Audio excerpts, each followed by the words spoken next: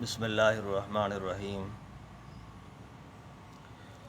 آج کل ایک سوال کیا جاتا ہے، اعتراض کیا جاتا ہے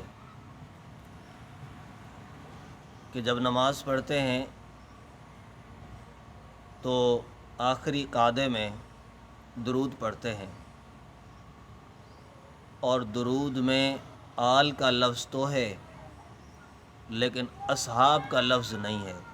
اللہم صلی علی محمد وعلی آل محمد، یہ آل محمد تو ہے لیکن اصحاب محمد تو نہیں ہے، لہٰذا اصحاب محمد کی کہا جاتا ہے شان کم ہے یا ہے ہی نہیں، معاذ اللہ۔ اس کا میں جواب دینا چاہوں گا۔ جواب کے 3 حصے ہیں، 2 جواب تحقیقی ہیں، ایک الزامی جواب ہے، اور الزامی جواب میں 2-3 مثالیں ہیں۔ آج کی مختصر گفتگو میں اس سوال کا تحقیقی جواب یہ ہے کہ التحیات للہ والصلوات والطیبات یہ پڑھنا واجب ہے، التحیات پڑھنا واجب ہے، درود پڑھنا سنت ہے۔ درود میں آل کا لفظ ہے، اصحاب کا نہیں، لیکن التحیات میں وعلی عباد اللہ الصالحین جو واجب ہے، واجب میں اللہ کے صالح اور نیک بندے مراد ہیں، وہ اصحاب ہیں، آل بھی ہیں، اصحاب بھی ہیں۔ درود میں نہیں تو تحیات میں ہے، لہذا کوئی اعتراض نہیں۔ اور دوسری بات، دوسرا جواب وہ یہ ہے کہ لفظ آل یہ عام ہے، آل سے مراد فقط وہ نہیں حضرت علی، حضرت حسن، حضرت حسین، حضرت فاطمۃ الزہرا رضی اللہ عنہم، صرف یہ مراد نہیں ہے، بلکہ آل کے اور بہت سارے معنی ہیں۔ آل کا معنی قوم بھی ہے، آل کا معنی تابع دار بھی ہے۔ تو جہاں پر اللہم صلی علی محمد وعلی آل محمد ہے تو آل سے مراد تابع دار ہیں، اور تابع داران میں سب سے پہلے نبی علیہ السلام کی آل اور اصحاب آتے ہیں، لہذا کوئی اعتراض نہیں۔ اور آل کے معنی کے لیے قرآن میں آیات موجود ہیں، اور بہت سارے حوالے عربی کتابوں میں موجود ہیں، لہذا یہ اعتراض کرنا بالکل بھی درست نہیں۔ اور دوسرا جواب وہ الزامی جواب ہے، وہ یہ ہے کہ چلو اگر مان لیا جائے کہ آل سے مراد فقط 4 لوگ ہیں، صحابہ نہیں ہیں، تو پہلے تو میں یہ کہتا چلوں کہ صحابہ بھی ہمارے ایمان کا حصہ ہیں، تو اہل بیت آل رسول بھی ہمارے ایمان کا حصہ ہیں۔ کسی ایک سے بغض رکھنا ایمان کے منافی ہے۔ مان لیا جائے کہ آل سے مراد یہ 4 حضرات رضی اللہ عنہم ہیں، تو پھر میں یوں سوال کروں گا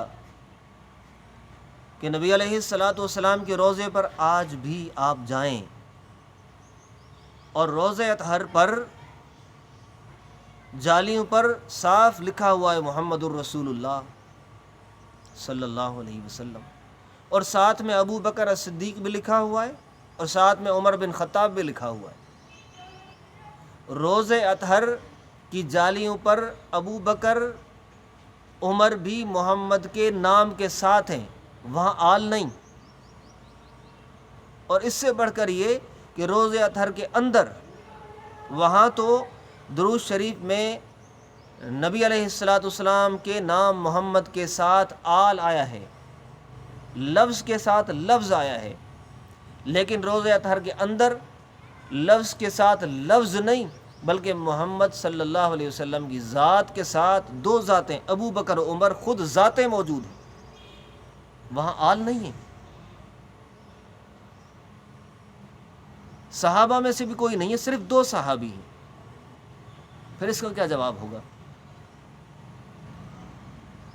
اور اس کو میں یوں کہوں کہ نبی علیہ الصلوۃ والسلام نے ایک موقع پر فرمایا اللہ اللہ فی اصحابی، یہاں اصحاب کا لفظ ہے کہ اللہ سے ڈرو، اللہ سے ڈرو یا ڈرتے رہنا میرے صحابہ کے بارے میں، یہاں آل کا لفظ نہیں ہے۔ لیکن ہم کہتے ہیں کہ اصحاب میں آل بھی ہیں، صرف اصحاب نہیں، آل بھی ہیں۔ جس طرح ہم وہاں کہتے ہیں کہ آل میں اصحاب بھی ہیں درود میں، تو یہاں پر بھی ہم کہتے ہیں اصحاب میں آل بھی ہیں۔ اور دوسری روایت میں ہے جس کا مفہوم ہے نبی علیہ الصلوۃ والسلام نے سیدھا ہاتھ ابو بکر کے ہاتھ میں، الٹا ہاتھ عمر کے ہاتھ میں یوں دے کر فرمایا ہاکذا نبعث یوم القیامہ، کہ ہم قیامت کے دن اس طرح اٹھائے جائیں گے۔ وہاں پر بھی ابو بکر و عمر کا نام تو ہے، لیکن آل کا نہیں ہے، دیگر اصحاب کا نہیں ہے۔ پھر یہاں کیا کہا جائے گا؟ اور تیسری بات یہاں پر یہ بھی سمجھیں، ایک بات یہ بھی سمجھیں کہ آل سے اصحاب کو جدا کرنا، اصحاب سے آل کو جدا کرنا، یہ ایمان کے منافی ہے۔ ہم مسلمان نہ اصحاب کو آل سے جدا کرتے ہیں، نہ آل سے اصحاب کو جدا کرتے ہیں، یہ دونوں ہمارے ایمان کا حصہ ہیں۔ تو اللہ تبارک و تعالی ہمیں یہ بات سمجھنے عمل کرنے کی توفیق عطا فرمائے۔ وما توفیقی الا باللہ۔